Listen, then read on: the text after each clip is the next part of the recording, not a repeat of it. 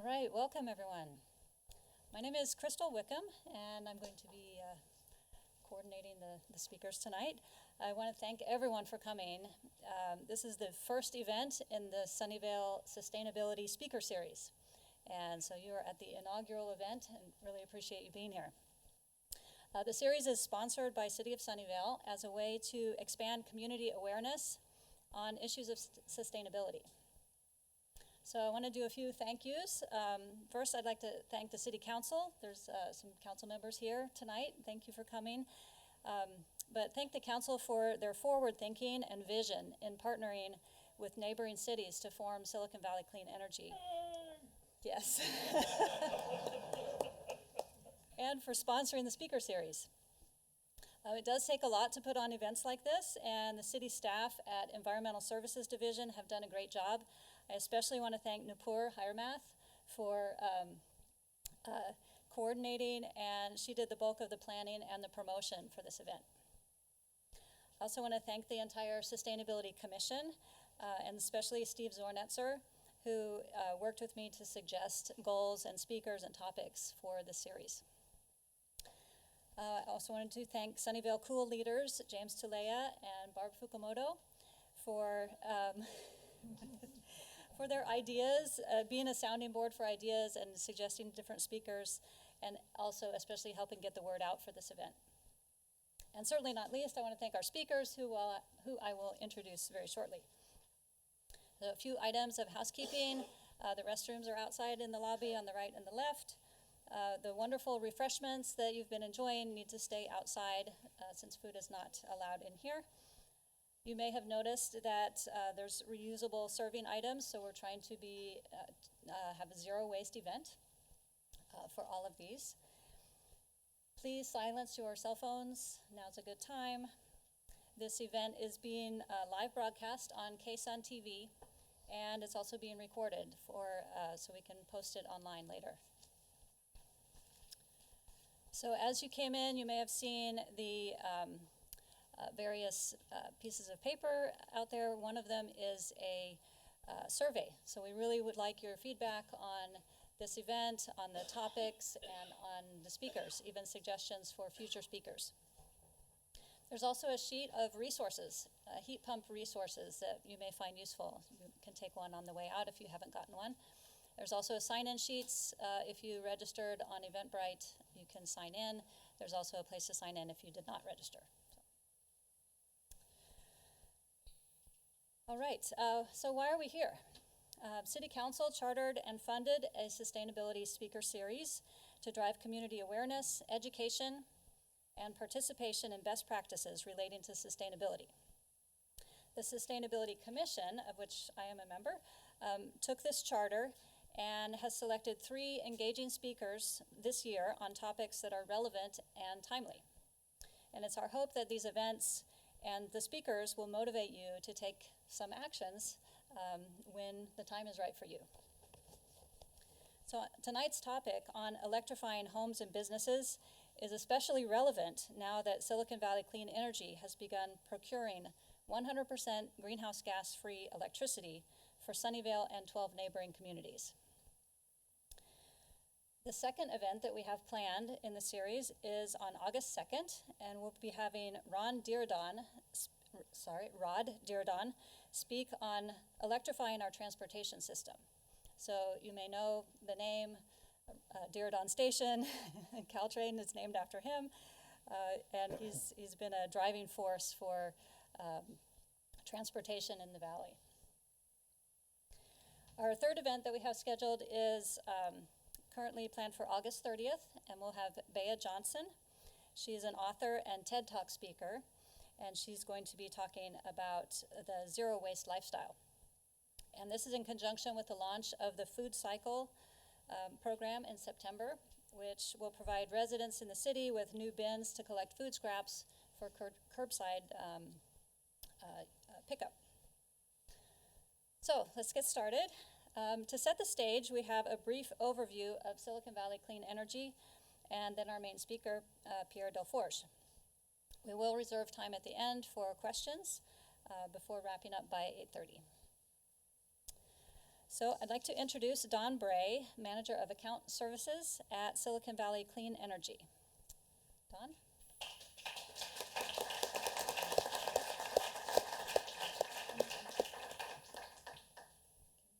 All right, thank you, everyone, and good evening. I'd like to thank and recognize the Sunnyvale Sustainability Commission, because it was the commission working with staff that really kind of gave rise to the whole idea of doing community choice energy here. I think it was in the Climate Action Plan, if I have my facts straight here, that Sunnyvale put together that that community choice energy was really identified as a great big needle mover relative to reducing carbon locally. Sunnyvale then teamed up, as you know, or many of you know, with Mountain View, Cupertino, and the County of Santa Clara to begin formation of the Community Choice Agency. But it all started here, so you were being very modest in that.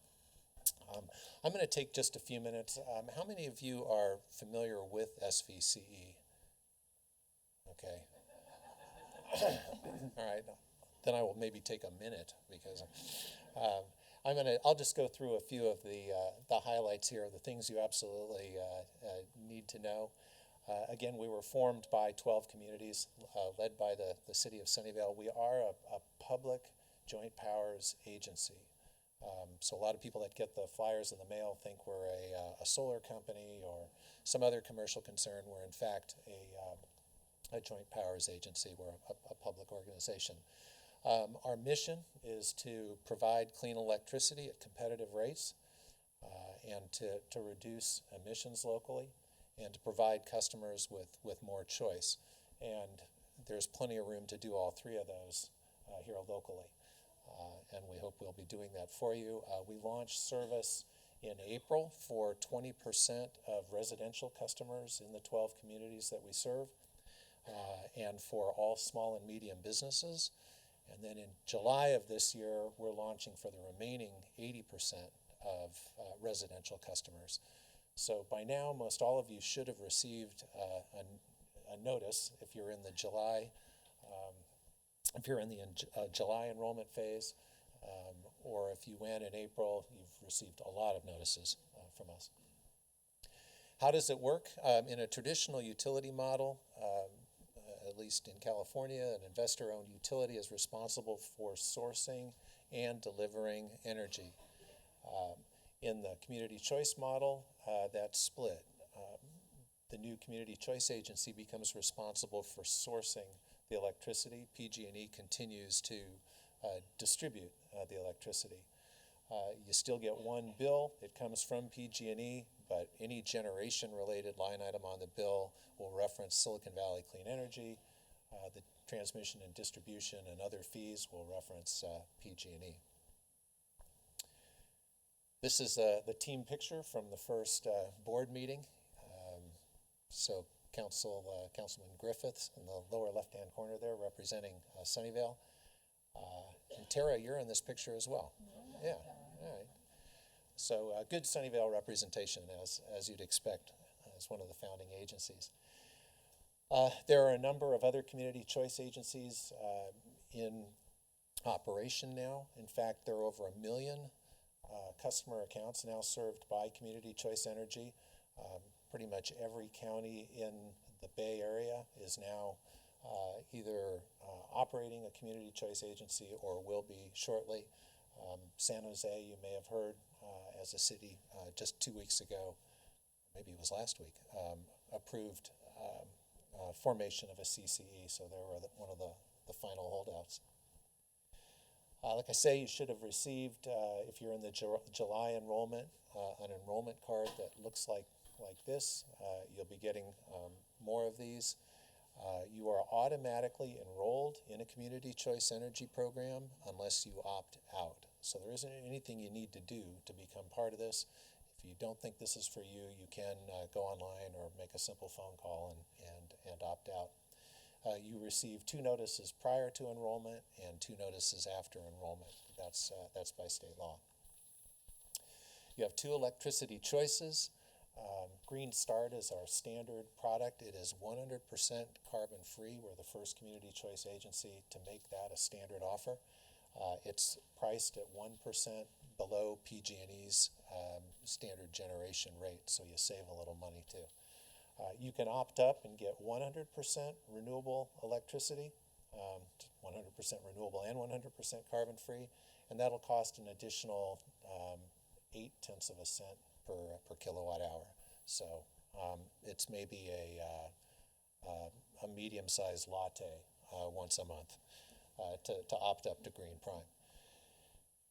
One bill, as I mentioned, as before, generation line items will reference SVCE, but the bill still comes from PG&E.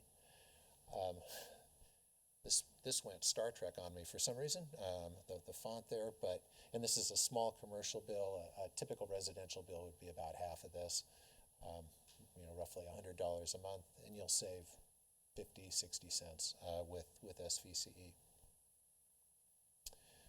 2 enrollment phases, as I mentioned. Some of you went in April. Most of you will be going in July.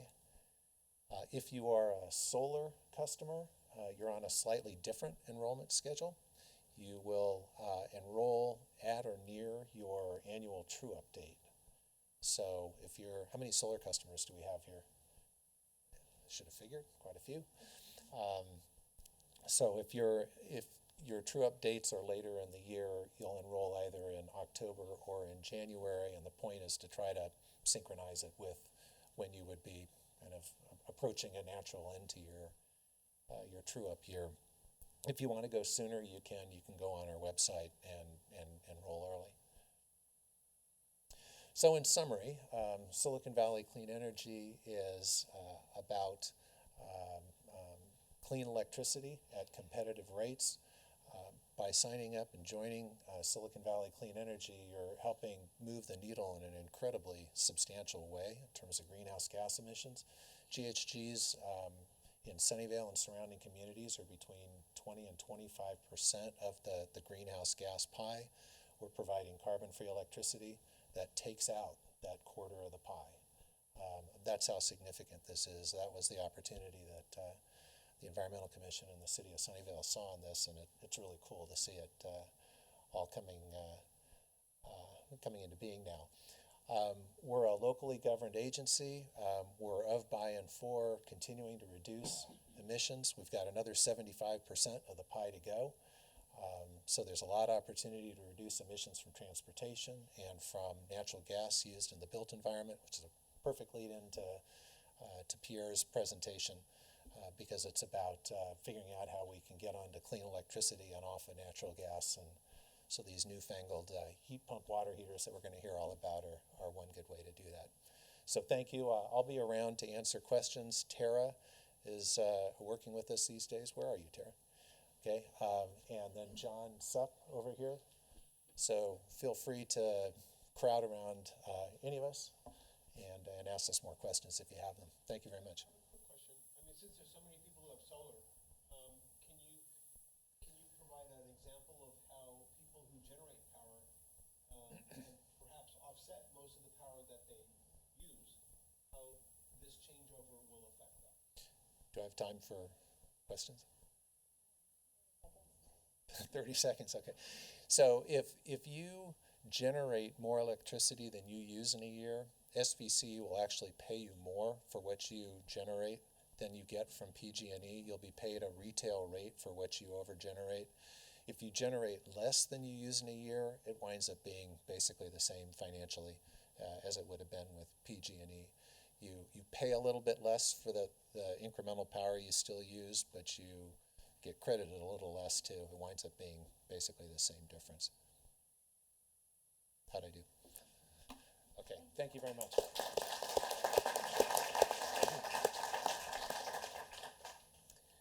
All right, before I introduce our main speaker, I am excited to announce that Sunnyvale residents will soon have an opportunity to participate in a new home energy savings program. In partnership with Actera, it's a local nonprofit environmental education group, Sunnyvale will be offering an updated version of Actera's Green at Home program. This is a free program, and it includes an online analysis of your PG&E smart meter data, providing you with a diagnosis of how your home is using energy.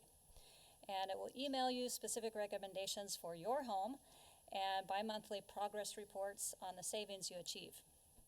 So participants can also contact Actera for personalized consultation, and some free in-home visits will be offered if needed. So the program is going to start towards the end of June, and there is a clipboard that Nupur will be sending around, and you can sign up on it to get more information.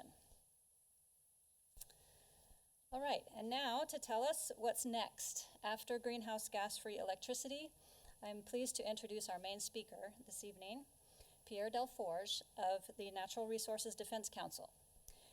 Pierre joined NRDC based in San Francisco in 2010 after spending 20 years in the information technology industry.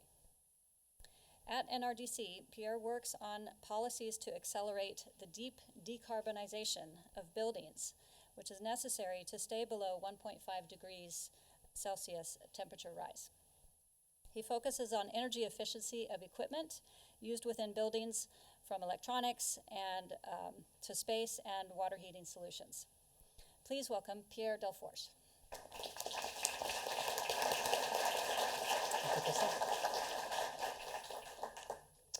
Good evening. Thank you for coming here. It's great to see a full room, and it's an important topic. So I appreciate you taking the opportunity. And thank you. I would like to thank Crystal and her co-conspirators, Steve, I don't know where Steve is, and James, for inviting me and for organizing this, and the city of Sunnyvale for hosting. And I'd like to congratulate you for the launch of the Community Choice Energy, which is still going, but it's an important phase and milestone. So as Crystal said, this is an important step, but it's only one step, and there are other steps, and I'm here to talk with you about some of the next steps that we can take.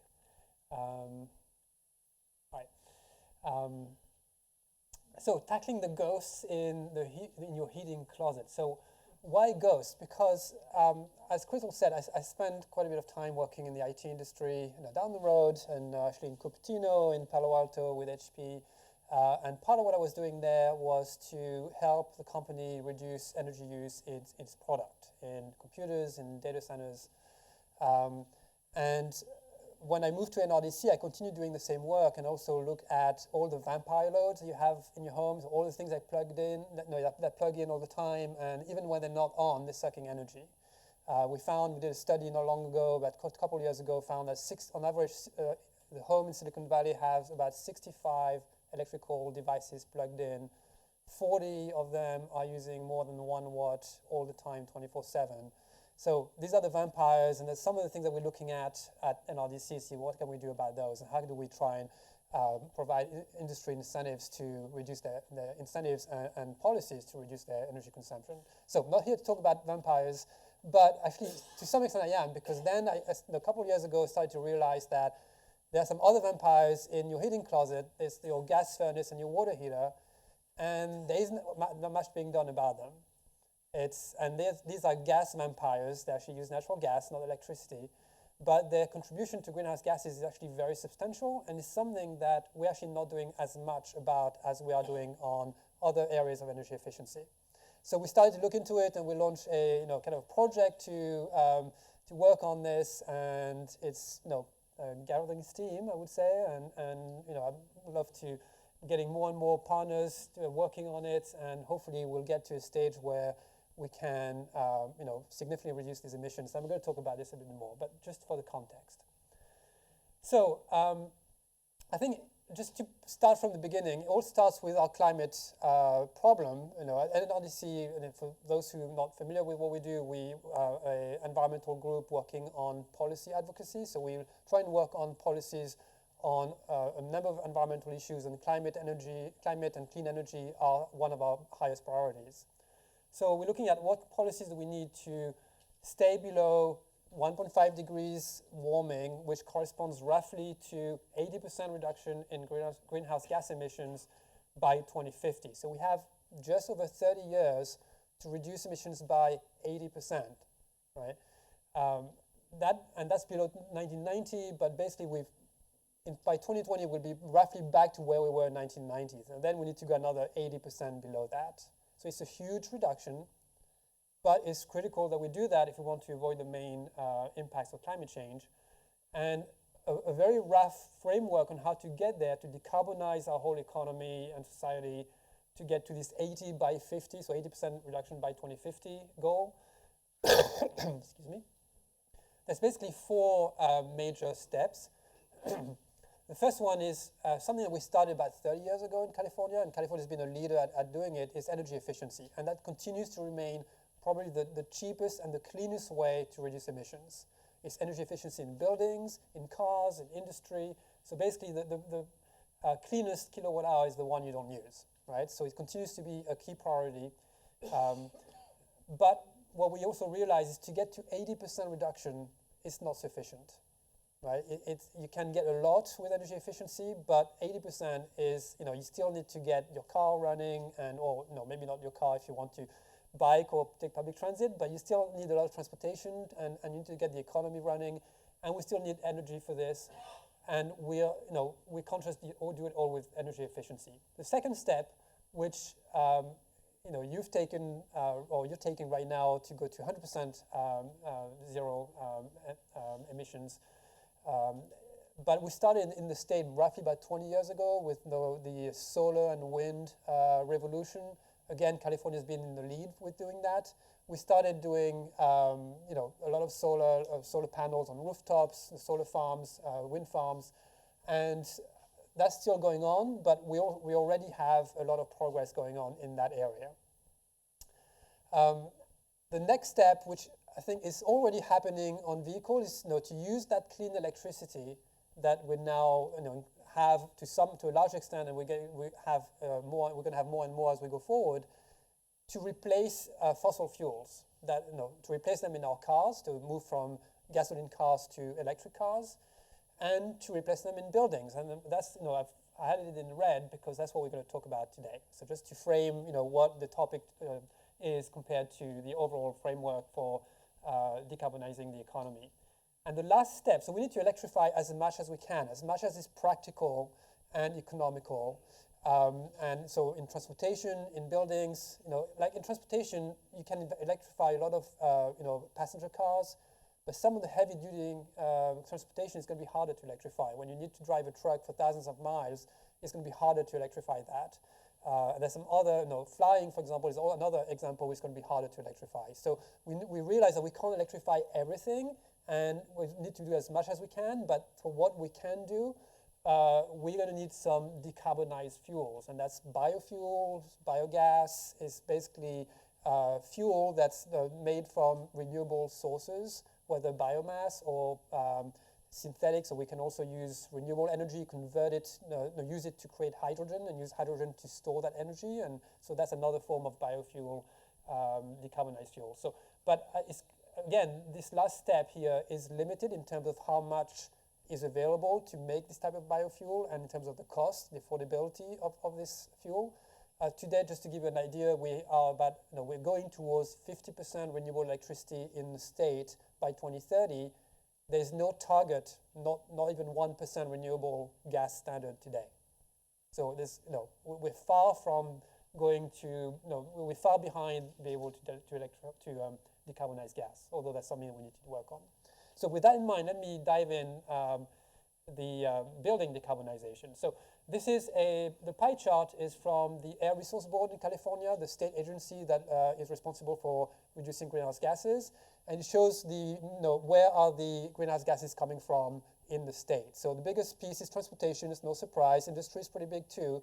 But then you have two wedges that are interesting. So electricity in green, both dark green is from in-state power plants and light green is from out of state. So electricity we import from other states. So in-state power plants, so basically all the power plants in California are responsible for about 11% of greenhouse gases in California. And if you add up residential and commercial emissions, so these are the emissions from natural gas and propane, but most of it is natural gas, burnt in buildings, together, that's more than all the power plants in California, or roughly the same. So this just shows that we have a lot of focus, we do a lot of work to try and get clean energy and clean electricity, and that's really critical, and we need to continue doing that.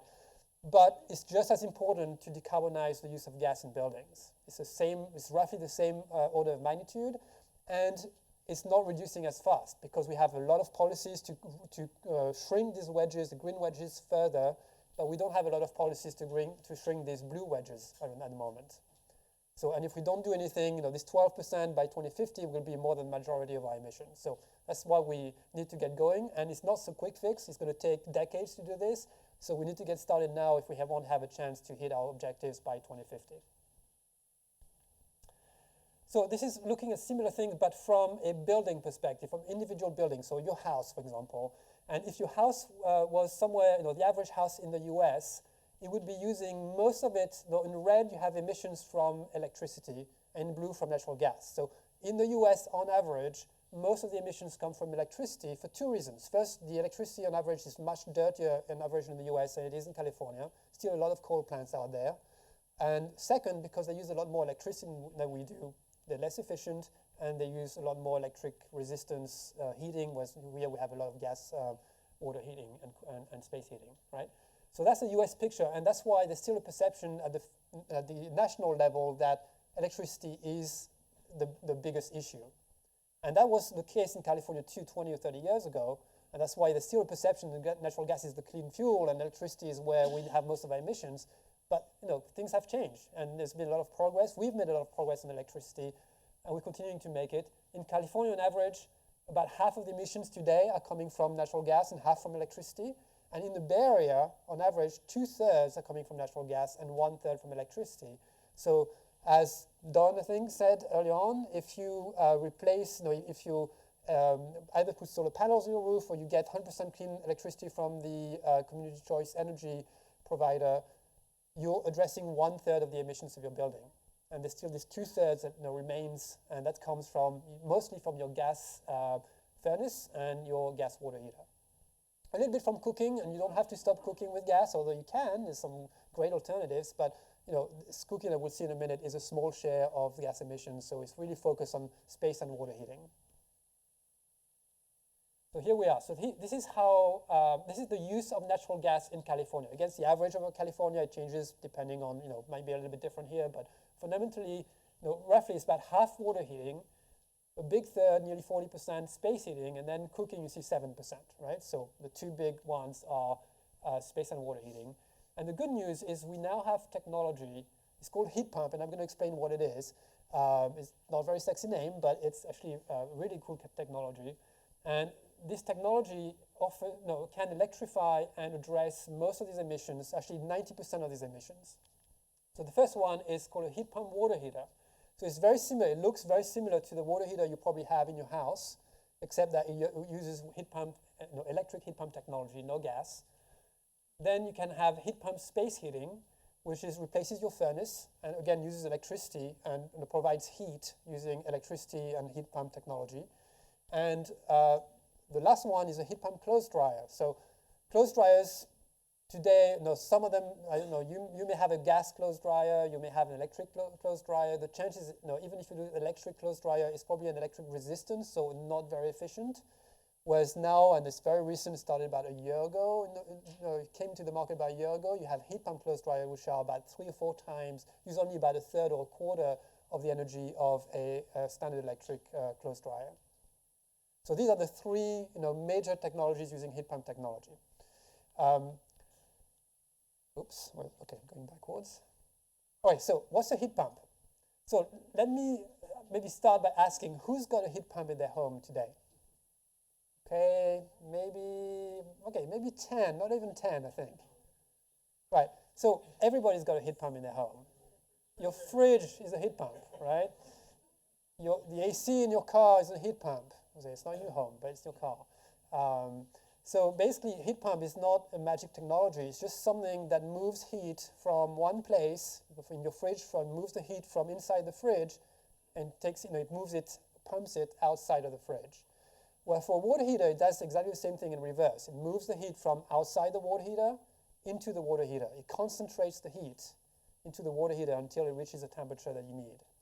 right? And that uses a similar process as a fridge or an air conditioner. The AC you may or may not have in your house. You don't necessarily need it that much, but in the valley. But if you have an air conditioner, it uses the same process. It takes heat from the home and puts it outside of the home, and the space heating heat pump takes heat outside of the home and moves it into the home, right? So it's AC in reverse. So, okay, fridge or AC in reverse. So the principle, so diagram is a little bit complex, but basically what it does is just a refrigerant, which is a fluid which absorbs heat, which can be compressed and expanded and basically releases heat in one place and absorbs it in another place and just moves around in the loop with a compressor. Most of the energy goes into the compressor, so that's a blue arrow on the picture. For 1 kilowatt hour of electricity you put in the compressor, you can move between 3 and 4 kilowatt hours of heat from one place to another. So basically you have an efficiency of roughly, depending on the operating conditions, between 250 and 400%, right? So how can you have more than 100% efficiency, right? There's no magic involved. It just means that instead of creating heat or converting heat from burning gas or through electricity, in running electricity through a wire, which is basically what electric resistance is, you're using electricity in a much smarter way. You're using electricity to move heat from one place to another, right? And that process is 300 to 400% efficient. And that's why heat pump is actually so important, because we have a super high efficiency process. If you power it with clean energy, you can reduce emissions dramatically, right? And here's a picture of what a heat pump water heater is. Basically, you have a tank, just like a normal water heater. On top of it, you have a heat pump, which basically sucks in ambient air, captures the heat in that air, even if it's cold, even if it's maybe 30 degrees in your garage. Most of these are installed in garages in California. Even if it's cold in your garage, there's always heat in the air, and even when it's really cold. So it captures that heat in the air, and it exhausts the cooler air on the other side, right? So that's how a heat pump works. So a couple more details on heat pumps. There's two types of heat pumps. The most common type is what we call a hybrid. So just like a hybrid car, a Prius, or other types of hybrids, it's got two modes. One is the heat pump mode, where it works in the highest efficiency mode, and it moves that heat from one place to another. But sometimes when it gets really cold, the heat pump cannot do this work fast enough and to actually provide the hot water you need. Or if your kids come home from college and they start taking hour-long showers, you need the heat pump. You need to boost that heat pump, right? So it has a electric resistance backup, so the old-fashioned wire that you heat by putting electricity through it, and that's less efficient, but at least it provides the boost that you need to make sure you don't run out of hot water, right? So that hybrid switches from one to the other depending on the needs. It stays in heat pump mode most of the time, but sometimes it falls back into that electric resistance mode. And you also have pure heat pumps. So there's not as many. They're kind of new on the market, but they are higher capacity, so they can provide more hot water faster, and they operate at much lower temperatures. So therefore, they don't need a backup, electric resistance backup, and therefore they're more efficient because they never need to go into resistive mode, right? So two modes. This is the most common one. The bottom one is more efficient, but also more expensive. You never get anything for free. So, but just that it exists. Another thing which is important is there's a lot of confusion about different types of heat pump: air source, ground source. So when we talk about geothermal means ground source. It means that if you can see on the picture, you're getting the heat not from the air but from the ground. You run pipes in the ground, either horizontally or vertically, and you use that to extract the heat from the ground. And that's more efficient, and it's more efficient especially when it's really cold. So either like in the northern states and in the US or in the mountain regions of California, that may be necessary, although it's not always necessary, it's just more efficient. Air source heat pumps have progressed a lot, and now they're able to operate in really cold temperatures up to negative 20 Fahrenheit, so lots of margin in California. But just know that geothermal heat pumps are more efficient, but they're also a lot more expensive. I think you're talking, depending on the models, 3 or 4 times the price, right? Whereas air source heat pumps are efficient. They do reduce in efficiency as the weather gets colder, but not that much. And in California, they're good enough in almost all cases. So here's some. There's a lot of models in the market, over 100 different types, brands, models. The four on the left, the first four here are hybrids, and the one on the right is a pure heat pump. You can see it's got a little bit different form factor. It's got a little compressor which is separate from the tank instead of having it integrated in the tank. But basically, these are kind of common models, work really well, been on the market for over 10 years now, and they've got really reliable and high performance today. Space heating is a little bit more different. It's a little bit different. There's different types. One is central heat pumps. It's like your gas furnace. You still use the ducts, but instead of having the furnace itself, you put a heat pump that basically uses the ducts. So you have two units. You have one outside. I don't know if you can see the picture's a little bit small, but on the left picture, you have the left circle. It's on the side of the house. You have that little compressor unit that basically absorbs the heat, and it moves it into that the middle of the house where you have that blower unit that uses the ducts, right? So it's called a central heat pump. For smaller houses or houses that don't have ducts, you have ductless heat pumps, also called mini splits. Not very meaningful, but no, that's what the industry uses. And these mini splits basically also have an external unit, but they don't have ducts. Basically, they can move heat directly to each of the rooms, right? So if you don't have ducts in the house, you may want to consider, because instead of having to pay for new ducts, you have your wall furnace, for example, today. It might make sense to move to a ductless heat pump instead of having to install new ducts and a central heat pump. And for, you're probably familiar with the packaged terminal heat pumps. So these are for studios or maybe 2-room apartments, hotel rooms. You know these units. So they're basically through the wall, and they're basically a heat pump that does both heating and cooling. All these heat pumps, by the way, do both heating and cooling. They replace your AC, right? So if you haven't got AC, you're planning to install it, or if you have AC, you need to replace it, just put a heat pump in instead. It's roughly the same cost. Might cost $500 more, but not very much. And you get heating for free. I mean, not for free, because you have to pay for electricity, but you don't have to pay for a heat pump. You already have it in your AC, right? So that's a good opportunity. But it's important to understand that both the heat pumps do both heating and cooling. It's basically the same process reversed in one way or another, right? Okay, so that's space heating heat pumps. So we've talked a lot about single family. I think it's important, even though most of us here are thinking about our own homes. There's a lot of, in the States, 50% of new construction is multifamily. And so it's very important to think about that in terms of efficiency opportunities. I haven't put a picture of those, but there's also trailer parks, manufactured housing, which is also important, and we have quite a few around.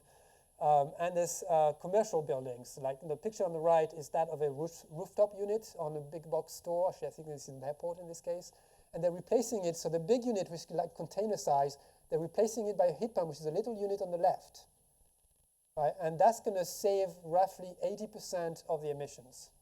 Right? Replacing a gas rooftop unit that's really inefficient by a heat pump unit and a heat recovery ventilator. So basically, without going into detail, there are solutions for commercial spaces, which you have quite a bit here too. So I'm not going to spend much time on this, but I want to make you to be aware that it's not just about single-family homes. It's about multifamily, and it's about commercial. There's a lot of opportunities in all these spaces. And in multifamily, you don't have to have this single heat pump, which I showed early on. You can also have central heat pumps, where you have one heat pump which is shared by 4, 8, or even more units. And that's more cost-effective to do. Okay, so how about solar thermal? Right, I get this question all the time. So, how does a heat pump compare with solar thermal? So solar thermal, you're just collecting hot water directly from the roof, and you're moving it into the tank. So the answer is, from a greenhouse gas perspective, today with about 50% or 40% renewable, it's roughly the same thing. Because even with solar thermal, you still need a backup. In the winter, typically solar thermal doesn't provide all the hot water you need, so you need to have another backup water heater, which typically produces about 30 to 40% of your needs.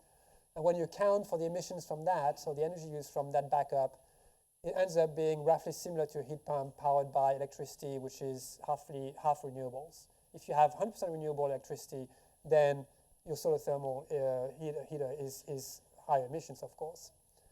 And it's also much more expensive. It's about twice the price, right? So I'm not against it. I think, if you want to do solar thermal, I think it's a good solution. But just be aware that it's not necessarily better, and it's also more expensive than doing a heat pump and the PV to power the heat pump together. So basically, heat pump is solar thermal using electricity. It's the same thing, using electricity from the sun and using that electricity from the sun to heat water in a very efficient manner. And, I think that there's probably a space for solar thermal to be part of the long-term solution, but in order to be a big part of the solution, it's going to have to come down in cost significantly. Right as it is now, it's probably going to be only a small part of the solution because heat pump is much more cost-effective and scalable. Okay, so benefits of heat pumps. I've talked about efficiency. I think you've heard that. It's not the only, and I've talked about emissions. I'm going to show you a chart about emissions next. But there's some other benefits. First, you don't have gas, right? I mean, gas, we're used to it, but let's remember that it's not risk-free. I mean, it can leak, it can burn badly and have, NOx, different gases, or even carbon monoxide, which can be very dangerous. And although it doesn't happen very often, there are explosion risks. So nothing like this for electricity, much safer. Bills, we'll talk about bills as well because it's a little bit complicated, but if done in the right conditions, it can reduce your bills. And that's something which is important. And then there's also the grid, and I'll talk about the benefits for the grid. So I think we have to think about the benefits, not just in terms of efficiency and carbon, but what are all the benefits? A lot of people, when you're going to try and tell them about heat pumps, they may care more about safety, comfort, bills, than about emissions, grid, or carbon, or efficiency, right? So we need to figure out what matters to people we're trying to encourage to switch. So let's move to carbon. So this is a little bit complicated, but let me run you through the chart. On the vertical axis, you have emissions for heating water for one home, for example. On the horizontal axis, you have how clean the electricity is. So on the left, it would be when you have no renewables in the grid, 100% gas electricity in the gas-fired power plants to generate electricity. And then on the right, you have 100% clean electricity, right? Even when you have no renewables on the grid, the heat pump in green is cleaner, lower carbon than the best gas tankless condensing water heater on the market today. Right? So when people say, well, in the evening when there's no solar on the grid, it's not that renewable anymore. Even in the evening during peak time when you have your peaker plants on to provide electricity and keep the lights on, you're still having lower emissions by using a heat pump water heater than natural gas. And if you heat it in the middle of the day when there's a lot of solar on the grid, you get virtually emissions-free water heating. And as long as you don't go into electric resistance mode, because that's the black line. If you go in electric resistance mode and during peak time, like 6 p.m., and for some reason you're using a lot of hot water, it goes into electric resistance mode, you're going to be higher than gas. So that's the caveat to this. Heat pumps work great if you run them efficiently and you avoid them going to electric resistance mode at peak. And I'm talking about this even if I know that SVC have the ability to have 100% carbon-free electricity, but let's remember that that's from a net perspective. And even if you have 100% carbon-free electricity, at some point you're still going to have to import electricity from gas plants because you're putting a lot. If you buy a lot of solar resources, you're putting a lot of solar back onto the grid during the middle of the day. But to keep the lights on at night and in the evening, you're still going to have to use fire some power plants. And so that's why I'm showing the peak on the left and off-peak on the right. The more you use electricity off-peak, the cleaner it is. The more you use it on-peak, the less clean it is. That make sense? Okay, so the takeaway from this chart is heat pump water heaters provide a pathway to virtually carbon-free or very, very low carbon water heating, which gas doesn't. So if there's one thing to remember, natural gas, even if it's highly efficient, if it's tankless, for a lot of time people have told us tankless is the way to go, it's efficient and everything. Yeah, it's a little bit more efficient than the tank gas. You can see a blue and orange line, so you're getting better, but it's still a lot higher emissions than a heat pump water heater would be. Okay, next, grid benefits. So this is the duck curve. I don't know if you've all seen this or what this chart means. No, it's pretty famous. But what it means, this is how much electricity is used in the state, and but it's net demand. So basically, you reduce from the demand, you reduce how much is produced by renewables. So in the middle of the day, that's where you have the belly of the duck. You see the belly of the duck, and then the neck and the head of the duck. So the belly of the duck is in the middle of the day when you have a lot of solar on the grid, right? And you have so much solar that you need less and less electricity from gas power plants, right? And the more and that causes some issues because at some time, I mean, especially this year, this spring, with a lot of hydro, because we had a lot of water, a lot of rain, we have the reservoirs are full. There's a lot of hydroelectricity, and at some point, sometimes during the day, we have to actually curtail solar electricity on the grid, right? So it hurts because we're working so hard to get more electricity, more solar on the grid, and sometimes we just can't use it. We don't have enough demand for it, right?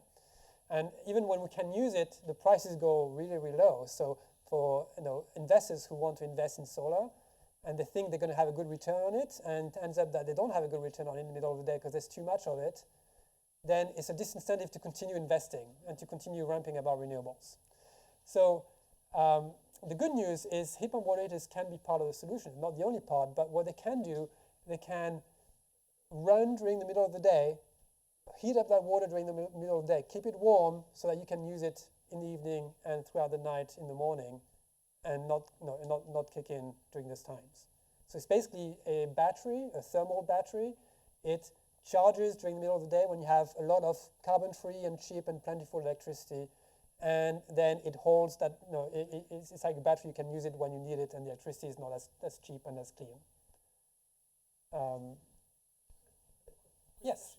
I've never seen this before, but so if I understand this correctly, at the bottom or the belly of the duct, you're saying that we're generating so much energy as a community because people have solar and there's hydroelectric, and that we and then there's this huge steep ramp at night. Right. Well, so when solar goes down, end of afternoon, early evening, yes. So why don't we? I mean, as an idea, why don't we use all that excess energy at the belly and pump water back to the top of depth? We do already, but that's not sufficient. I mean, just the capacity of doing that. That's part of the storage that we use today, right? But it's just we don't have enough dams to meet this. 13,000 megawatt hours. That's too much. Battery technology is not up to the task yet. So I'm going to talk about this in a minute. But this is one type of battery technology. It's a lot cheaper than some chemical batteries, but it's one type of battery. So we need a lot of storage. At the moment, we have a shortage of storage. We need to smooth exactly. Huge capacity. Yes, and heat pump water is a part of that solution. So that's I've got another slide later on. Actually, I think the next one. So yes. Where you talk about the strategy of like running that water heater there, like I've got solar now, Yes. and I've got an electric car too. So Yes. I basically sell to the grid in the afternoon and buy back from the grid at night. That's great. So I've tried to optimize my lifestyle to consume as much as possible at night. And you're saying with this water heater, I should be doing just the opposite. Yeah, and with your car, you should also be doing the opposite in the sense, if your car is available and for charging in the middle of the day, do so, because you're actually using your electricity instead of sending it back to the grid. So basically, at the moment, we still have net energy metering, which is what allows you to send electricity back to the grid as if it's a battery, but it's not a battery. The grid isn't a battery. It's just it has to be used somewhere.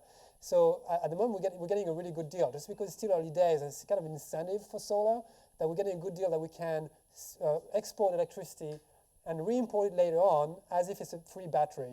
But it's not free and it's not a battery. So basically, somewhere these electrons have to be used by something, and at a time when there isn't a lot of demand. So basically, we're exporting electricity at a time when there isn't a lot of demand, and we're importing it back when there is a lot of demand. And that works when there isn't a lot of solar on the grid, but as we get more and more solar on the grid, that won't work anymore. So we can expect that net energy metering is going to evolve to make it less advantageous to and not allow you to do as much. Basically, you're going to get less favorable terms for doing that. And using as much as you can of your energy in the middle of the day when you're producing energy is actually the most cost-effective thing for you, and it's the best thing for the grid. It is the best. It is the most cost-effective thing. Sell it to the grid, and I buy it back at 1/4 what I sold it for. Right. But you're not. Well, that's because the time of use tariff is not, it's lagging, but that will change. That will change. That's coming. So that's at the moment you're getting a good deal, but the good deals don't last forever. So just wait. I need to move on, right? Can I just have to hold questions, otherwise I may not get to the end of the presentation in time. I know Crystal is going to tell me all. So, all right. So this is the duck curve from the grid perspective. Now let's look at it from my own home perspective, my own duck curve, and I bet many of you, have the same issue. So in orange, I have my solar production on one typical day. So a little bit of, the morning was a little bit maybe overcast. I live in Berkeley, so it's a lot of fog around there in the morning. And in blue, I have my consumption. So I started using electricity. That was in March, so it was dark in the morning, and then probably went to work. Didn't use it much during the day, and then we got home and started to use a lot more in the evening, but the sun was down, so it wasn't generating anymore, right? So basically, if you look at it from import-export perspective, I import in the morning, I export a lot during the day, I import again in the evening, right? And in numbers, I export actually 87% of my production that day. I still imported, so nearly 90%, I still imported 2/3 of what I used, right? So I have a lot more electricity, but I don't use it at the right time. And that doesn't work if everybody does this, right? At the moment, we have enough users at other times that it still works. Not everybody has solar, but if everybody has solar and we have 100% renewables everywhere in California, that won't work. So we need to better align demand with generation. And that's how we're going to be able to get to towards 100% solar or 100% renewables. Okay, I've talked about curtailment and low prices, so that's caused by the imbalance between demand and supply. And as you were saying before, load shaping, so shaping that load to better match, shaping the demand to better match supply is basically what we need to do to be able to help get to really high, penetration of renewables. And there's two ways of doing this. There's the batteries like Tesla Powerwall, and there's heat pump water heaters, right? So heat pump water heater, you have a water heater in your home anyway. If it's a heat pump water heater, you just add about maybe a couple $100 of controls to it, or sometimes less. And here you have a battery that has similar level of capacity as a Tesla Powerwall. We're talking about 3 to 5 kilowatt hours of energy. So for $200. I'm not saying it's better, I'm saying it's different. This one is only for water heating. You can't use that energy to do other things, whereas the Tesla Powerwall or other batteries are more versatile. But it's a lot cheaper, and we need both. I'm not saying we need just one or the other, but I'm just saying this is a great opportunity to get really cheap energy storage and help move towards high renewables. Okay, so this is fantastic. So what's the problem? Why don't we have heat pump water heaters everywhere today? Market share today, about 1%, right? And how do we get from 1% to 80 or 90% by 2050? We have to transform the market. And the reason we're not only at 1% today is the technology exists. It's not a problem of technology. We have a lot of market barriers, obstacles. We have awareness. A lot of people don't understand what it is. And myself, before I started looking into it 3 or 4 years ago, I had heard about them, but I didn't really understand what it was. And when I've changed my furnace, I put a gas furnace in, right? I didn't know better. And there's this perception and great marketing strategy by all the gas companies that natural gas is clean, right? Clean natural gas. Well, it's cleaner than coal, but it's not clean enough. So we need to change that. And there's also kind of, people attached to gas cooking. Induction cooking is actually better, but, people are still attached to gas cooking and have maybe the acceptance level of going to. So that doesn't change for gas and water heating, but for going to an all-electric home, which is actually the most cost-effective way of doing, it costed less to build an all-electric home than a gas home, but there's an issue with acceptance in terms of cooking, which is kind of the main barrier for people. There's access issues. If your water heater breaks, you're going to want to have it repaired pretty quickly, right? And how many days can you go without hot water? Most people want same-day replacement, right? Same-day replacement means it has to be on the truck or at the least in the store, and the plumber needs to be able to install the same day, right? Today, most stores don't store heat pump water heaters. There's not enough demand for it, and most plumbers don't have one on the truck. So, we need to make sure that the supply chain is there to be able to provide these products for people if they want them. First thing is to get demand, get the supply chain, the plumbers, the contractors to be able to supply them, to know how to install them, and to recommend them. I mean, today, if you ask a plumber, they don't know about it. They say, "Oh, don't do that. Do my gas water heater. I know how to do this. It's going to be cheaper, and it's not new." Cost. I talk about cost. Cost is not necessarily a negative. In some cases, it's more expensive, but in other cases, it can be cheaper. So we'll talk about this in a minute. Technology is good enough. It's there already. It's still improving very quickly, just like electric cars. Batteries getting high capacity all the time. But today we have really good technology for heat pumps. So I don't think we need to wait for that. This is already we need to have technologies that are more flexible for in terms of installation location, in terms of form factors. But what we have works really great today.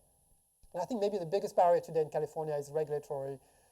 We're still in a state where we, 20 years ago or 30 years ago, we were in a situation where electricity, all the emissions came from electricity. Electricity was a dirty fuel, and the state policy was to switch people from electric resistance, powered by coal-fired power plants, to clean natural gas, quote, clean natural gas, right? So all the regulations are still, trying to do that today. And it's like, having a tanker ship. It takes a long time to turn it around, right? You have to change so many things. Everything is accumulated over 20 years or 30 years of policy. So the building code, it favors gas today. It's more difficult. It's possible, but it's more difficult to do all electric or even electric just water heating. Incentive program from utilities. So PG&E doesn't do incentives for fuel switching. It's not that they don't want to do it, because to be honest, I know, and James, you can probably confirm, because he used to work at PG&E. They'd be happy to do it. They'd love to do it. They're not allowed to. CPUC does not allow incentive programs for fuel switching from gas to electric today. Something we're trying to change, but that's current barrier, and it takes time. It has to go through proceeding, and natural gas company obviously is not, is not okay with it, so it's trying to prevent you from doing it. And rates are designed in a way that don't necessarily encourage heat pump water heaters. So you have rates for electric vehicles today that make it more easier to charge at night and make it convenient and affordable to charge electric vehicle. We don't have that for heat pumps. For heat pumps, you don't want to charge at night. You want to charge during the day when there's a lot of solar. And you don't have a rate today that makes it really cheap to charge during the day and more expensive to use it at night. So that's something that, again, it takes work to do. So we're working all of these things. It's going to take a little while, but even without it today, there are opportunities to switch already. So I want to address a little bit the cost question. Excuse me. So here's, actually, I replaced my water heater a couple of months ago. And I had an old gas water heater, 26 years old. And said, most replacements are emergency replacement. 90% of replacement water heaters are emergency replacement today. And when you work in an emergency replacement situation, you don't have time. You have to get it done within 12, 24 hours, or probably not much more than that. But if heat pump water heater, if you do a planned replacement, if you know your heat pump water your water heater is getting towards the end of its life, it's more than 10 to 15 years old, I think it's time to start looking and start. And if you have time, if you can, it took me 6 weeks to replace mine. I have to do the research and get bids from contractors, and then decide that I was better off buying it myself rather than get the contractor buy it and mark it up. And so I got, basically I ended up buying it, or arranging the electrician, arranging the plumber, and it took 6 weeks. But it's great. It works fine. It wasn't actually that expensive. But so cost, upfront cost, and that's just retrofit. New construction is very different, because in new construction you have all the trades in the building already, so it does actually cost more to do it. But in a retrofit, when you have already it installed somewhere, you need to switch from gas to electricity. There's a little bit more higher cost. So cost equipment for gas is about $500, installation between $700 and $1,000. So you ended up with between $1,200 and $1,500 to replace a gas water heater. Heat pump. Equipment is more, it's between $1,000 and $1,500. you need an electrical 240 volt to operate it, and typically you don't have that where you have a gas water heater because they don't need 240 volts. So you have to get an electrician to install that conduit from the panel to the garage, which typically we install those in garage in California, and that costs anywhere between $300 and $700, and then you have installation, which is a little bit more expensive as well. All in all, it's about $2,200 to $3,700, and so that's just upfront cost. It's going to cost less to operate, and we can recoup that upfront cost in most cases on utility bills. But it means that you have to be ready to invest in, to pay more upfront, just like buy the electric cars, it costs more upfront. If you can have rebates, I'm sorry, I'm going here. So to get to near parity in upfront costs, which is critical if we want to scale the market, we need today about $1,500 rebate.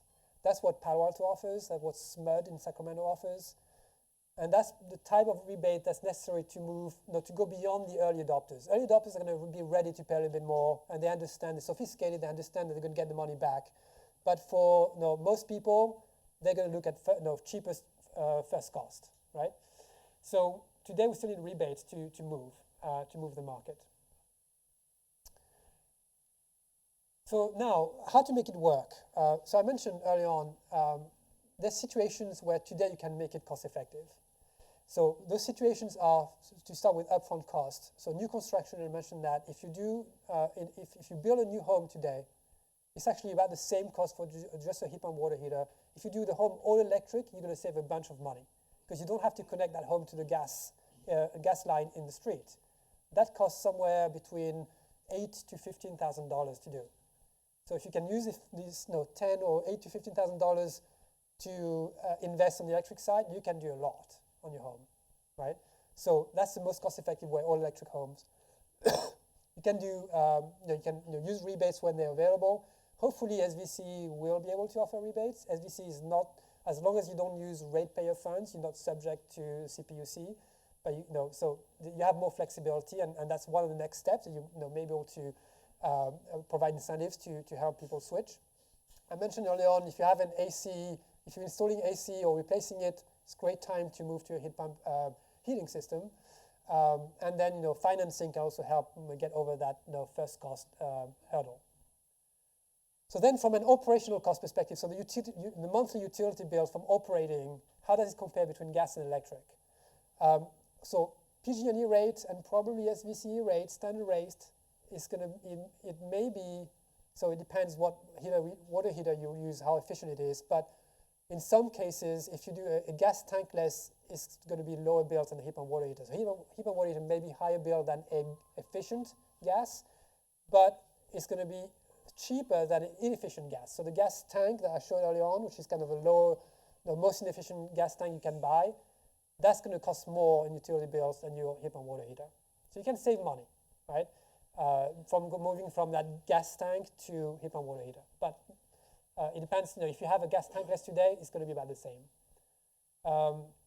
Time of use rates, if you have an EV rate and you use that EV rate to charge the water heater at the right time, you're going to get really good deal there.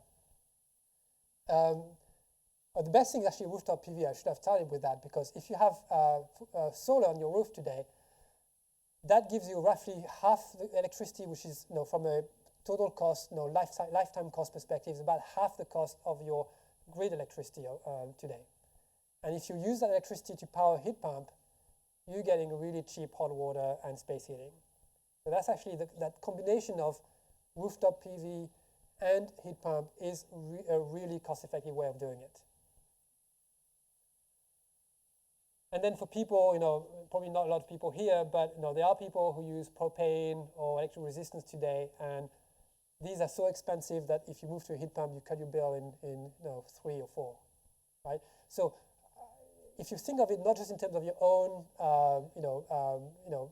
yourself in terms of your own bills, but how do we move this to scale in the community? We need to think about what are the opportunities to make this work today. Until the technology costs come down, until rebates are more available, there are things that we can do today to start moving the market, and these are some of the opportunities. I think I'm nearly done. Yeah, 2 more, I think, slides. So there's one thing, this is from a policy perspective. I'm talking, maybe talking to Sunnyvale policymakers today, or with this slide, is we've developed a proposal. It's still very new. It's still going through the CEC for review. But one possibility to encourage adoption is to have a local ordinance that basically, just like some cities are adopting local ordinances to say every new building, it's just for new buildings or major retrofit. It's not for existing homes, but for new buildings, every new home that's being built needs to have solar. The state is going there by 2020.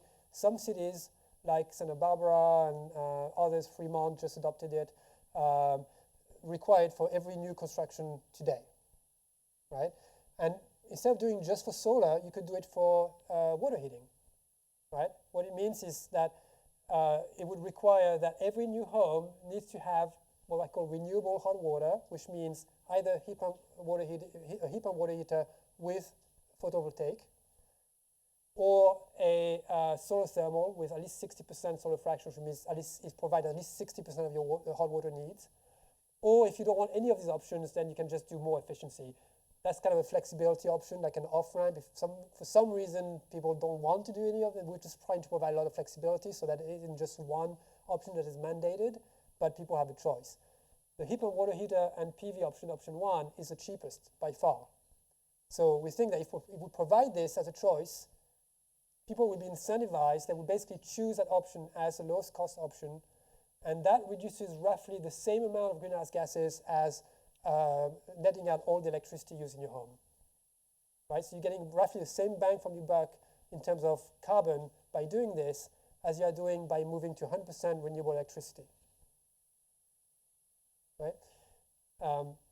So something to keep in mind, and actually in terms of benefits, from a homeowner perspective or a bill payer perspective, it reduces because they are pairing with PV, it reduces their water heating bills by 50%. Sorry. So that's just for bills, 50% from bills. If you look at overall costs in terms of the equipment cost, installation cost, and bill cost, it was still cheaper by about 13%. It reduces energy by 30%, energy used by 30%, and CO2 by 50%. Right, so lots of benefits. Something to consider in terms of what can we do from a policy perspective to move forward on this. And I'm happy to talk to afterwards to anybody who's interested in doing this. There's a lot of cities right now. I mean, we are shopping it around with lots of cities, a lot of interest. Berkeley's looking at it. Cities in San Mateo County, Marin County, we're looking at it. Beren is doing a workshop where they're going to talk about this and others later in June. So, this is new, but a lot of interest about this. So, takes me to my last slide, just a conclusion slide. We have a huge challenge. We have a technology that exists but only has about a 1% market share. To meet our climate goals, we need to move to, close to 100%, at least 80 or 90% market share. We have 30 years to do it, but these things, when you install one in a building, it's going to last 15, 20 years. So we don't have that many replacements ahead of us to be able to move. And if you build a new home today and you build it for gas, it costs money to switch it to electricity later on. So because we're talking about things that have a long life, buildings and space heating and water heating, we don't have that much time to get it right, to get it to 80% or 90% penetration by 2050. We need to get started. The next few years are going to be critical in getting started, going from 1% to 5% market share, 10%, and getting the market going, build capacity in the market, when you get to 1% market share, things cost a lot. You don't have volume. Manufacturers don't have enough volume to invest making things cheaper. So it's still kind of early days, early adopter prices. But to get to much lower cost, we need to get to 5 or 10% market share. So how do we do that in the next few years? And it's going to take a lot of actors together. Homeowners, if you are a pioneer or an early adopter, consider it. If you have one, talk about it. Have an open house. Talk to your friends and show it off and say how it works for you. Building professionals need to be trained. They need to become champions and talk to their customers about it. That's why Palo Alto last week had a workshop to actually train their contractors and plumbers and distributors. The city and the county can do things like ordinances, just mentioned, outreach, events like this one to educate people, get the word out. Air District is getting in the game as well and trying to help cities promote local ordinances and provide incentives. And most of the work is still at the state, though, where, as I mentioned earlier on, a lot of policies need to be changed to pave the way to make this a scalable solution. So let me stop here and open it up for questions. I went a little bit over. Apologies. Thank you. One here, and then next Jane, and then third one. You say you submitted to the CPC for option one. Was that for a cost effectiveness study? Sorry, could we have mics at either end? Yeah, I can repeat the question. So the question is whether we submitted to CEC and what was it submitted for. So we actually submitted the whole package is 3 options, where you have a choice between 3 options. That's the proposal we submitted. Cities don't have to adopt all 3. They can adopt 2, can adopt something different. But yes, we're doing a cost-effectiveness study because to adopt a local ordinance, you have to prove it's cost-effective, compliant, and doesn't break preemption. So technical, but so the cost-effectiveness study is being reviewed right now. So it hasn't been published yet, but it's very close to being published. I mean, I'd say a week max or 2 weeks. And then it can be used by the city. Say, if you adopt the proposal as is, you can say, okay, here's a cost-effectiveness study. And it's compliant, and it's basically it's easy to adopt. If you want to change it, then you have to address the cost-effectiveness study. When it's published, definitely. At the moment, the proposal that's on the docket at CEC is the kind of conceptual proposal. What I propose with some more detail, but the cost-effectiveness study is still in the works. Jane. Well, good to see you. Good to see you too. My question is, my brother is building a house in Michigan from the ground up and wanting to be more environmentally good. And he claims that when he asks his designer and architect and whoever else about a heat pump, that they're saying to him, in our temperature, when there's substantial numbers of days that are below 32 degrees, it's not at all cost effective. Technology is working on such a thing, and until then, could he have it for part of the time when it's not below 32 degrees? Absolutely. For northern climate, there's something called cold climate heat pumps that are designed specifically to go much lower in temperature, and they do work in cold climates. And so, yes, it's feasible. It can be designed in a way that you can have a supplemental source of heat if you want not to. You can either oversize your heat pump, size it for maximum needs, the coldest day, but you can also size it for 80% of your winter needs, and then have some backup electric resistance baseboard or something like that, just to provide complementary needs. So there's a number of ways of doing it. A lot of states, most active states are in Northeast, Vermont, Maine. These are really cold states in the winter, and they're doing a lot of heat pumps. What's the maximum temperature a heat pump or heat water fixture? Sorry, just I get to that question, but first they do ground source and air source, cold climate air source. So both work, but ground source is more efficient. It's also more expensive, but yeah. Question is, sorry, can I just take that question and Sure. get to you next? What's the maximum temperature a heat pump can go to? That depends on the heat pump. Typically, for most heat pumps, it's about 160, and some heat pumps go to 190. First, a public announcement. If you have a question, come to the microphone so that people on the recording can actually hear what your question is. Otherwise, they have a lot of silence. They have no idea what your question is. So line up at the mic if you have a question. Okay, my question is about heat pumps and water heaters. Are there any integrated models so that, like when I need air conditioning during the summer, I can use that heat that is cooling my house to heat my water? And that way I only have one installation rather than having to have 2 separate things. Also, in my house, putting a heat pump hot water heater in the closet my hot water heater's in, I need to re-engineer my house because I can't put one of those hot water heaters there because it doesn't have enough heat inside the closet to power, the hot water pump apparently. The heat. Okay, so two good questions. So first one, remind me, is it, the Iteration. recovery. So, Yeah. yes, so what basically you're saying, if I cool my home, can I basically extract heat from my home, can I reuse that heat to heat water? You can do this at commercial scale. They don't do it in a very small model. It would be too expensive. But it's actually a technology that exists for larger models where it's actually, it's cost effective to do so. I haven't seen it in small models for home size. Second question is, what do I do if my water heater is in a closet inside my home? Two things. Either you move it to the garage, which is the best location for a water heater in California, or even in a vented closet outdoors. You have can be in a outdoor closet which is just protected from the elements, but is basically have access to outdoor air. So that's another way to install them in California. You can also leave it inside if you want. In that case, the best thing is to duct it. So they're ductable, so you can duct the intake and the exhaust of air to the attic, for example. So, excuse me. So basically, if your attic air is warm most of the time, you can actually get a lot of heat from that air, but it's a little bit more expensive to duct it. Basically, you have to add to installation costs for ducts. Thank you. Come to the mic, please.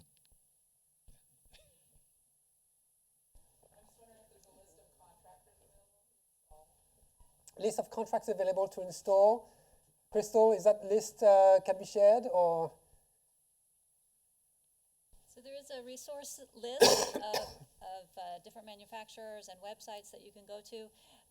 We weren't able to put the list of contractors because that would maybe consider an endorsement, which the city couldn't do that at this time. But is that something that Sunnyvale Cool could do? I mean, as a non-profit, post a list of contractors? Possibly. So, suggestions here.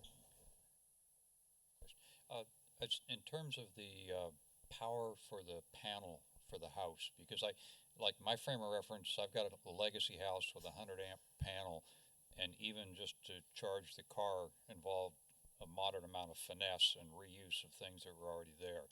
Yep. So where you've got a lot of housing stock in this region now that is legacy with 100 amp panels, can you talk about how this works in that, or maybe give guidance on what kind of amperage levels should we be requesting for panels if we want to go the heat pump route? Yeah, that's an important question, and that's one of the most difficult, challenging cases. Is added a lot of significant cost to upgrade a panel. I mean, you have to do it for whatever you electrify. I mean, charging your car on 100 amps, I'm actually surprised you can do that, but it's probably tight. I mean, typically 200 amps is sufficient to run an all-electric house. Well, and at least my situation, I've got buried utility where I live, and it was going to be cost prohibitive to bring in a higher current feed. Yeah. So it was, and again, I think probably a lot of this area's got buried utility too. So there are some heat pumps which only require 15 amps, and so you don't need just a standard breaker would do. And these, so they're a little bit more expensive, but you don't have to upgrade your panel. So there's two models, T-Ball Electron and Sandon, work on 15 amps. Yeah. Well, you might want to, in the slides here, put a reference like suggested amperage level going this route, so people have some understanding of how this should be designed. Sure. Yeah, thanks. Back onto that, there are car charging stations that can reduce their load if there are other consumers, big consumers running, so you can do load balancing inside your home. Okay. Crystal, sorry. Yes. Well, first, thank you for starting the lecture series with such a fantastic presentation and such a great way. I have a couple of questions. Would you talk a little bit about how fast a heat pump water heater heats water to temperature sufficient for use? Also, I'm thinking one of the deficiencies in both gas and in tank water heaters is that we heat water and sometimes we don't use it, and we maintain the temperature over time. By that, we are not efficient. So would you compare the heat pump water heater with instant heater? Yes, so how fast does it heat water? it's slower than a gas or even resistance water heater. But so basically, the tank is a big buffer, right? 50 gallon or more. And if you size your tank properly, and actually it's a good point that you asked this because heat pumps work a little bit slower than conventional water heaters, it's better to upsize them a little bit. So I think a 50 gallon will still be sufficient for a 2 or 3 people family. But if you're 4 or more, you might want to go to 65 or 80 gallon instead. Although you might have used a 50 gallon until now, you probably want a little bit more capacity because it's going to take a little bit longer to get back up to temperature, right? But they also have the hybrid mode. So if you need a lot of hot water quickly, you have a lot of people in your home, your kids come back from college or family coming to visit holidays, then it's going to switch to hybrid mode automatically. When it's basically running out of hot water, it's not providing fast enough, automatically switches to hybrid mode. So in that case, it can provide both the speed at a lower efficiency or slower hot water at a higher efficiency. And in terms of the losses by heating water and letting it sit, tanks are really well insulated these days. I mean, the federal standards, federal appliance standards by the Department of Energy have forced manufacturers to insulate their tanks pretty well. So the thermal, the losses of heat when you don't use the water, I mean, they're never zero, but they're much lower than they used to be. And although, it is more efficient to have tankless, but the efficiency of a heat pump is so much higher that, that's the chart I showed early on in my, this one. The heat pump, the gain in efficiency from the heat pump is much bigger than the gain of efficiency from going to tankless. Thank you. Okay, James. So I've had a heat pump water heater in my garage for the last 3 years, and it's been just great. Now there's only 2 of us in our household, but I also have it set. It's a hybrid model, but you can actually set them to be heat pump only. So I tell it not to do the electric resistance, and I have mine set all the way down to 114 degrees, which just barely covers my shower and my wife's shower. So there's a lot of additional heating room if you could set it higher. So I've sort of tested the lower end of it. So there's a lot of capability for 2 or 3 people with my 50-gallon heat pump in just heat pump only mode. I also, because I have an EV, I'm on the EV rate. It's a time of use rate. So, as another gentleman was saying earlier, that given the time frames of peak and off-peak costs for time of use rates as they are now, you of course want to use the electricity when it's less expensive. But in 2019, there'll be a lot of changes to more people will be on time of use rates, and the proposals are to shift those times to match the duck curve as you showed before. So as you said, there are some changes coming. So matching with the time of use to be able to do that is a great way to save additional money, not only with an EV, but also your heat pump. So I've had a good experience with a heat pump water heater and can recommend it and be happy to talk with anybody about it. Thanks. Thank you, James. And just to build on, I think you're making some good points. The heat pump water heaters come with different modes, so you can put them in eco mode, where they're going to try and minimize electrical resistance use. You can put them in heat pump only mode, like James does, where they're never going to use electrical resistance if you really want to make sure it never goes into inefficient mode. Or you can put them in high demand mode, when you have family at home, a lot of people, and you need more hot water. Or you can put them in vacation mode, if you're going to be gone for week, 2 weeks, 3 weeks, and you just let the water go down all the way down to 70 or 60 and until you get back. So it's very flexible. So question here, and then I'll move and alternate between the 2 sides. Hi. Are there water heaters, heat pump water heaters that have a line to an outside heat exchanger? Or are we talking about interior models only? Yes, there's one. Where is that slide? There's only one today, although I think they're going to be more. No, I think it's before that. The one on the right. This one's got an external heat exchanger. But you know, there will be more coming on the market. For the rest of them, it's important to have them within the building envelope, right? Not That really. you don't want them in a garage, for instance, an unheated garage. No, you do want them outside of the building envelope so that you don't scavenge the heat from that conditioned space. You mean if it's extremely well insulated? No, it's just for the, basically you need to capture, the heat pump water to capture heat. Oh, And if you capture it from your conditioned space, then you have to heat that space Yeah. more. So it's interactive effect between space and water heating. It's not a big deal. It doesn't negate the benefits, but it reduces the benefits. but you have to be careful you're not losing the heat from the storage to the environment Yeah, also. the storage loss is actually not that significant. I mean, if you use a decent amount of hot water, they're a fairly small portion of the losses. Okay, thank you. I guess I'm a little surprised that we're just talking about gas water heaters here, because I possibly erroneously have always thought that gas water heaters use a lot less gas than a forced air furnace over a year. But but I think one of your slides said that wasn't true. Can you correct that? Yeah, so it depends where. The slide I showed is the average for all of California. In Southern California, they use a lot less space heat. It's milder climate, so it's mostly water heating. And also it depends. So I think in this area, you use more heat for space heating. You're right, in this area. Do you know roughly what the comparable numbers are? It depends on no, I don't know the average. It depends on the home and the size of the family, and I would say it's probably 60-40 or something like that. The reason I talk more about heat pump water heaters and space heating is because it's the easiest thing to do. It's cheaper. Yeah. Space heating. You're talking about at least 5,000, maybe more.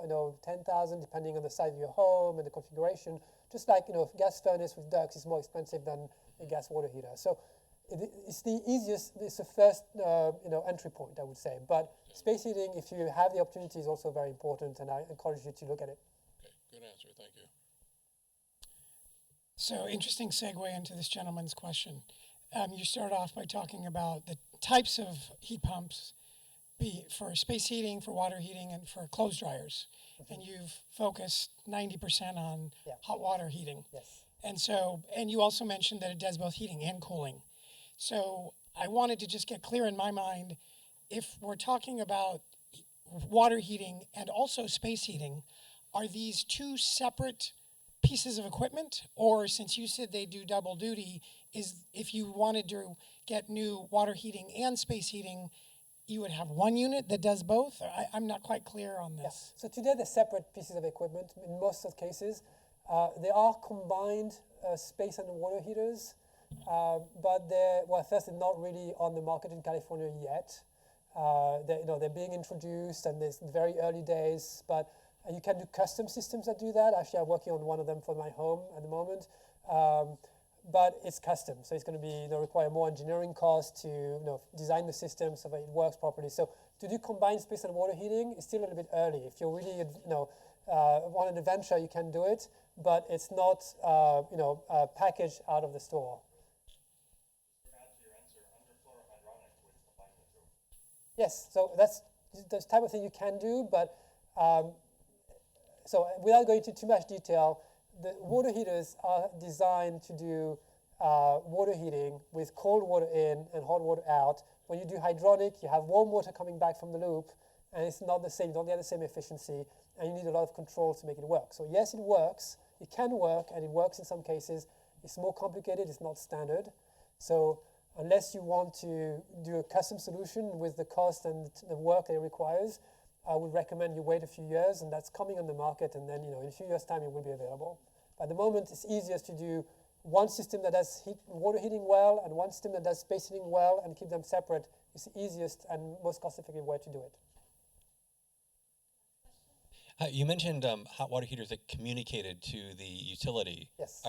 I was starting to do research in the heat pump hot water heaters and didn't see any that offered that option. So in California, there aren't any utility programs that offer this yet. The technology exists. Today, what's available is a control module that the homeowner can control the water heater, schedule it, program it, etc. The utilities are not yet offering programs to do this. That's one of the things I'm working on, is to do a study to show the benefits and to encourage utilities to do that. But it's probably going to become available, and I hope SVCE is one of the pioneers to offer this type of programs. But that's the future, because at the moment, it doesn't quite make sense yet to offer this type of program where you have 1% market share. But it's chicken and egg. As you get more market share, then it will make sense to invest in this type of program. So how do we build the market for it? Okay, maybe you have another part of your question. Just a part B to my question. So I understand, keep these two units separate for now. So I get that. So you mentioned with heat pump water heaters, technology is about 10 years old. It's fairly mature, even though the contractors won't push it. And in an emergency 12 to 24-hour situation, you're going to get a gas water heater if you're just using a standard contractor. For space heating heat pump technology, is the technology as mature as for water heating? And if I know that I want to replace my furnace in the next, say, 24 months, that's a viable alternative for me. Yes. pretty much today? Yes, so the answer is, for first, when I said 10 years for water heating, that's in the US. In Japan and Europe, they've been around for decades. Same thing with space heating. They're used very widely in Japan. It's kind of the default heating solution. So the technology itself is very mature. The only problem is it needs to be installed well. It needs to be sized properly. It needs to be installed properly. So the the experience and the skill set of the installer is critical. So just find an installer who knows how to do this, and I think that's the only thing that you need to. That's the most important thing, I would say. But there are enough space heating heat pump products on the market. Yes. Yeah. Okay. Thank you. Yeah. I think we're about the end of our time. I want to thank Pierre again for coming. Thank you so much. Thank you.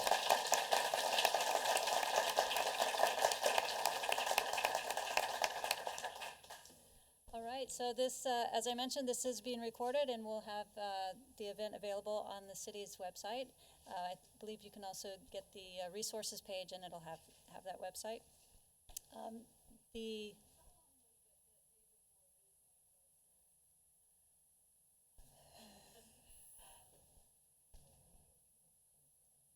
So a week or two. Yes. Okay. Yeah.